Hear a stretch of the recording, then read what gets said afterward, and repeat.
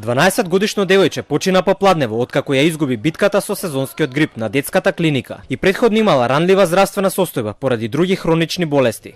Ова е втора жртва која ја зеде грипот во само една недела. Во редовниот извештај кој го објавуваат секој четврток од Институтот за јавно здравје, стои дека починал и 86 годишен човек од компликации со заразата.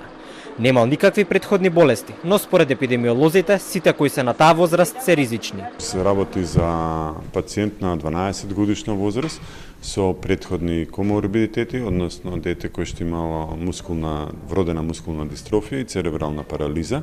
Значи, една од оние ситуации каде што имаме деца со хронични заболувања и е пријавено од детската клиника. Таму било 24-ти сте на интензивна нега, меѓутоа за жал подлегнало на компликации. Очекуваме оваа и следната недела да се одржи одредена повисока активност на грипот и потоа очекуваме секако доколку останат временските прилики какви што се, да се намали интензитетот. Во земјава полоша е состојбата со другата зараза која неколку месеци им задава проблеми на епидемиолозите, малите сипаници. Според доктор Микич, се уште е рано да се зборува за крај на епидемијата од морбили. Апсолутно, значи се уште имаме релативно голем број на невакцинирани деца, особено во Скопје, за жал. Значи во Скопје некако вакцинацијата и се подобри, имаме околу 9000 вакцинирани лица, меѓутоа се уште недоволно за да се стекне колективен имунитет, меѓутоа се уште имаме висок број на невакцинирани во Скопје во другите градови. Мерките како непримање на невакцинирани деца во градинка продолжуваат бидејќи епидемијата која здравствените власти ја прогласија во Скопје пред 2 месеци